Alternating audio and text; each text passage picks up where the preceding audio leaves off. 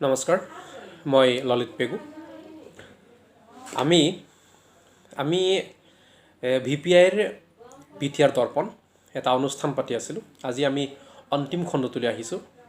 এই অন্তিম খণ্ডটোত আমি এটা চৰ্চা কৰিম।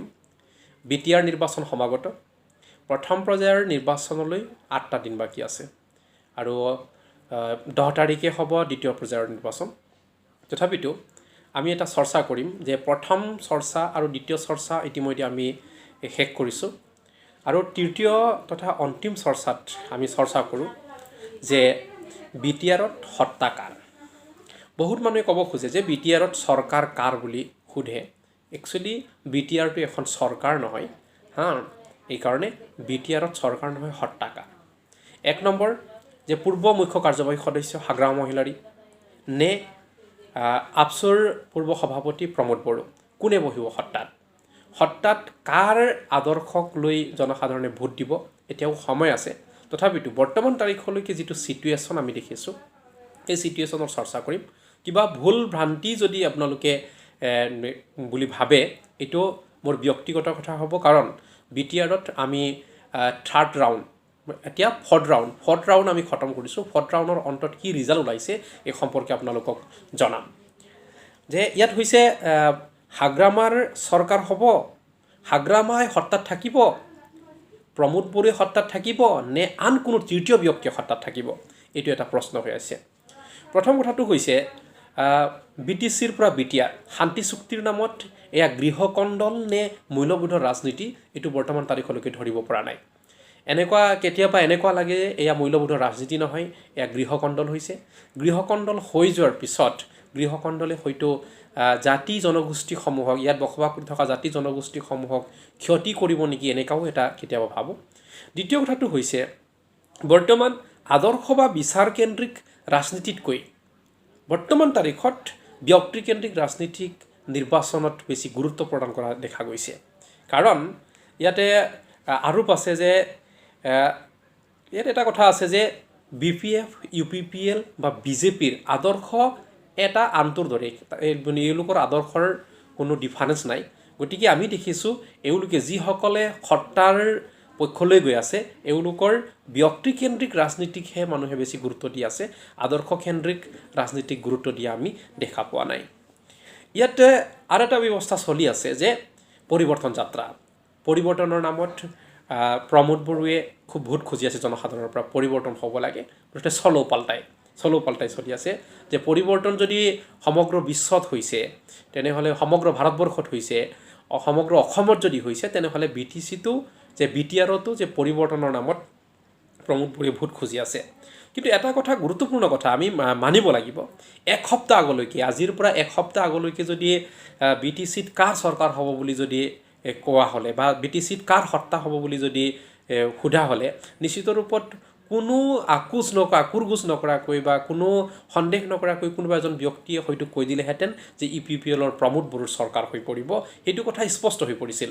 কিন্তু এসপ্তাহৰ পিছত ইয়াৰ বহু পথ পৰিৱৰ্তন দেখা গৈছে। যে এই পথ পৰিৱৰ্তন এইকাৰণে দেখা গৈছে যে BJPৰ বাঘা নেতা মন্ত্ৰীসকলৰ আগমনে, BJPৰ বাঘা মন্ত্ৰী বিধায়কসকলৰ BTRত আগমনে কিন্তু এটা নিৰ্দিষ্ট যিটো পইণ্ট ৰক্ষা কৰিব লাগিছিল, এই পইণ্টটো ৰক্ষা কৰিব পৰা নাই। আৰু BJPৰ যিমান উত্থান হৈ গৈ আছে ইমান কিন্তু UPPL অৱনমিত হৈ গৈ আছে, মানে প্ৰমোদ বড়ো অৱনমিত হৈ গৈ আছে।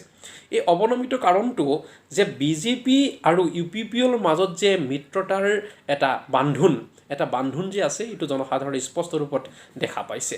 এই স্পষ্ট ৰূপত দেখা পোৱাৰ পিছত সেই যে এওঁলোকৰ মধুৰ সম্পৰ্কক জনসাধাৰণে গম পাইছে যে BJPৰ আৰু হিমন্ত বিশ্ব শৰ্মাৰ লাগ বান্ধবিহীন কথাই কিন্তু BTCত বসবাস কৰি থকা জনসাধাৰণক এটা দিয়া নাই, যে এটা নিৰ্দিষ্ট স্থায়ী সমাধান দিয়া নাই।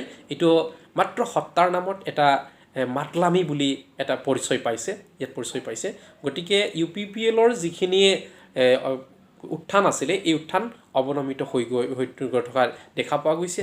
আৰু BPF-ক নতুন ৰূপত BPF-ক নতুন ৰূপত তুলি ধৰা পৰিলক্ষিত হৈছে যে BPF আজিৰ এসপ্তাহৰ আগত BPF-ৰ নাম গোন্ধ নোহোৱা কিছুমান জেগা আছিল আজিৰ তাৰিখত BPF-ৰ পক্ষত মানুহ ইউনাইট হৈ থকা দেখা পোৱা গৈছে এইটো এটা বহুত গুৰুত্বপূৰ্ণ বিষয় হত্যাকাণ্ড এই সম্পৰ্কে যদি আমি বিচাৰ কৰিব লাগে তেনেহ'লে আমি অকণমান আগলৈকে ঘূৰি যাব লাগিব অতীতক আমি খুচৰি ফুৰিব লাগিব কাৰণ পৃথক বড়োলেণ্ডৰ নামত আটাইতকৈ বেছি শ্বহীদ হৈছিল পূৰ্বৰ অবিভক্ত শোণিতপুৰ জিলাৰ অৱদান আপুনি স্বীকাৰ কৰিবই লাগিব শোণিতপুৰ জিলাৰ বেছি সংখ্যক মানুহে আত্মবলিদান দিছিল শ্বহীদ হৈছিল আপুনি যদি কোকৰাঝাৰৰ শ্বহীদ ন্যাসত যদি যায় তাত আপুনি দেখিব 4খন ডিষ্ট্ৰিক্টৰ মিলাই আপুনি বৰ্তমান তাৰিখৰ বিটিআৰৰ 4খন ডিষ্ট্ৰিক্ট যেনেকৈ ওদালগুৰি বাক্সা চিৰাং আৰু কোকৰাঝাৰ 4খন জিলাৰ লগায়ো হয়তো শোণিতপুৰৰ মানুহে বিশ্বনাথ চাৰিআলি গহপুৰৰ পৰা আদি কৰি শোণিতপুৰৰ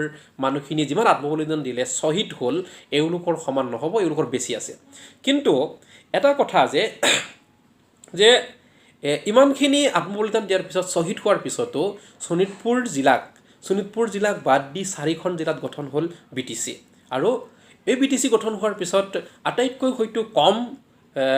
আটাইতকৈ কম মানুহ হয়তো শ্বহীদ হৈছিল কোকৰাঝাৰৰ পৰা কিন্তু কোকৰাঝাৰত এওঁলোকে ৰাজধানী পাতিবলৈ সক্ষম হ'ল আৰু ৰাজধানী পাতিলে কিন্তু ইয়াত আৰু এটা কথা গুৰুত্বপূৰ্ণ কথা আছে আপুনি সেই কথাটো চাব অৱশ্যে BTR বা BTC বা BTR বা পৃথক বড়োলেণ্ডৰ দিবা স্বপ্ন কিন্তু শোণিতপুৰে এৰি দিয়া নাই শোণিতপুৰ আৰু বিশ্বনাথে বৰ্তমান তাৰিখলৈকে এই দিবা স্বপ্ন আছে আৰু এওঁলোকক কোনোবাই সপোন দেখুৱাই আছে যে শোণিতপুৰৰ যিকোনো কাৰণৰ কাৰণে হ'লেও আজি দুদিন দেৰি হ'ব পাৰে যিকোনো কাৰণৰ কাৰণে হ'লেও BTRত অন্তৰ্ভুক্ত কৰা হ'ব আৰু সেইকাৰণে যে এই যিটো এওঁলোকৰ দিবা স্বপ্নৰ লাভাংশ কিন্তু উঠাই আছে প্ৰমোদ বাহিনীয়ে নিৰ্বাচনত জয়ী হোৱাৰ লগে লগে যে এওঁলোকক অন্তৰ্ভুক্ত কৰিম বুলি সীমা প্ৰসাৰিত কৰাৰ নামত ধন সংগ্ৰহ আৰু পুঁজি নিৰ্বাচনীৰ লগতে নিৰ্বাচনী বৈতৰণি পাৰ কৰিবৰ কাৰণে এওঁলোকে লিপ্ত হৈ আছে এনেকুৱা বহুত উদাহৰণ আমাৰ হাতত আছে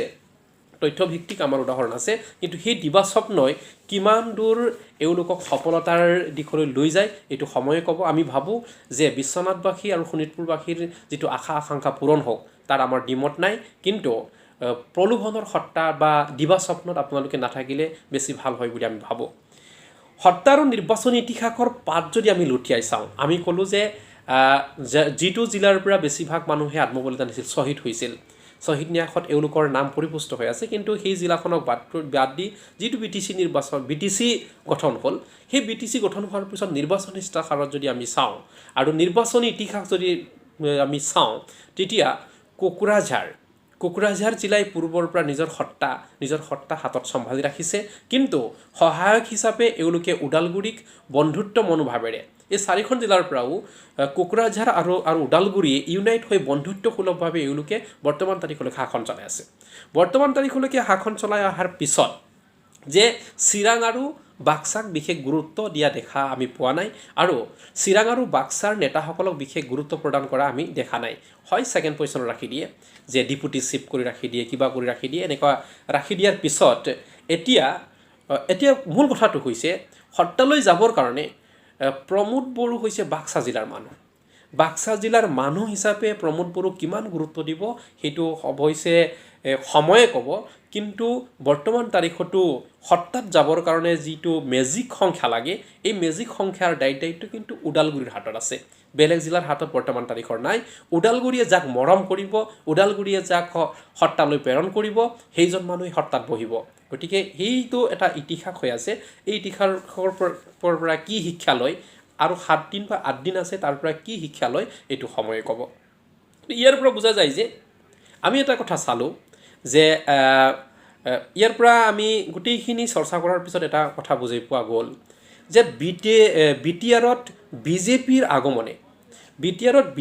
আগমনে কিন্তু এটা কথা স্পষ্ট ৰূপত তুলি ধৰিছে যে BTRত বিজেপিৰ আগমনে কিন্তু আমাক এটা কথা শিকাই আছে এটা কথা ইংগিত দি আছে প্ৰমোদ বড়োৰ সত্তাত থাকিবৰ কাৰণে শেষ ভৰসা হৈছে বিজেপি বিজেপিবিহীনভাৱে প্ৰমোদ বড়োৱে সত্তাত থকাৰ কোনো কল্পনা কৰিব নোৱাৰে বৰ্তমান তাৰিখত।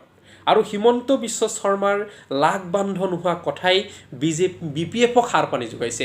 কাৰণ BPF বুলি নহয়, বড়ো জনগোষ্ঠীটো ইয়াত বসবাস কৰি থকা জনগোষ্ঠীসমূহে হিমন্ত বিশ্ব শৰ্মাৰ চলাহী কথাত ভুল যোৱা নাই।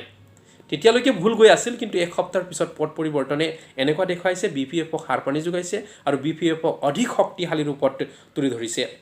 ইয়াত দুটা কথা আহিছে যে BPF-ৰ সদ্যত্যাগী নেতা সাংসদ বিশ্বজিৎ দৈমাৰী আৰু ইমানুৱেল মুছাহাৰী MLA বিধায়ক ইমানুৱেল মুছাহাৰীৰ BPF ত্যাগে BPF-ক যিমান ক্ষতি কৰিব বুলি ভবা হৈছিল, কিন্তু এই ক্ষতিটো আমাৰ দৃষ্টিত পৰা নাই। আৰু এটা কথা হৈছে যে হিমন্ত বিশ্ব শৰ্মাৰ আগ্ৰাহী মনোভাৱে গণ সুৰক্ষা পাৰ্টিৰ সভাপতি তথা কোকৰাঝাৰৰ সাংসদ নৱ কুমাৰ শৰণীয়াৰ বৰঘৰত কিন্তু আঘাত হানিছে।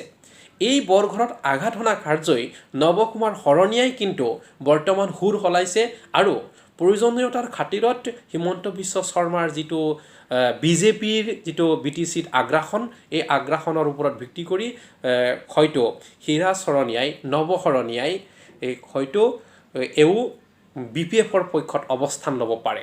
গতিকে সেই কথাখিনি আমি চাইছোঁ যে ইয়াতে কিমানখিনি ঘটনা পৰিঘটনা হৈ গৈ আছে। এসপ্তাহত ইয়াৰ ওলট পেলতো হ'ব পাৰে, কিন্তু শেষত আমি এটা কথা কওঁ, কোনো এটা দলেই একক সংখ্যাগৰিষ্ঠতা নাপায়। চাহে সি BPF হওক, চাহে BJP হওক, চাহে UPPL হওক। ইয়াত এটা কথা কৈছে, প্ৰমোদ বড়ো আৰু BJP দুয়োটা লগ লাগিও 21ৰ মেজিক সংখ্যাটো পাবলৈ সক্ষম নহ'ব। দ্বিতীয় কথাটো হৈছে BPF বাহিনীয়েও এককভাৱে খেলিও 21 মেজিক সংখ্যাটো পাবলৈ সক্ষম নহ'ব। এতিয়া কথা হ'ল যে ইয়াত আৰু বহুতো দল আছে, যেনেকৈ কংগ্ৰেছ আছে, AIDF আছে, GSP আছে, CPI আছে আৰু ভোটাৰ্ছ পাৰ্টি ইণ্টাৰনেশ্যনেল আছে। এওঁলোকৰ কিন্তু ভূমিকা লক্ষণীয় হ'ব। এওঁলোকে ক'ত কিমান সহায় কৰিব তাৰ ওপৰতে নিৰ্ভৰ কৰিব সত্তাত কোন বহিব। কিন্তু বৰ্তমান তাৰিখলৈকে ক'ব পৰা নাযায়, কোনেও একক সংখ্যাগৰিষ্ঠতা নাপায়। মই এইখিনি চৰ্চা কৰিলোঁ। এইখিনি চৰ্চাৰ ওপৰত কিবা যদি বক্তব্য থাকে, নিশ্চিত ৰূপত আমি আপোনালোকৰ দিহা পৰামৰ্শ বা বক্তব্য আমি শুনিম। তথাপিতো আমি 12 তাৰিখলৈকে অপেক্ষা কৰিব লাগিব। 12 তাৰিখত আমাৰ যিটো বিচাৰধাৰা কিমান শুদ্ধ আৰু কিমান মিলে, এই কথাটো আমাৰ প্ৰতিপন্ন হ'ব। ধন্যবাদ।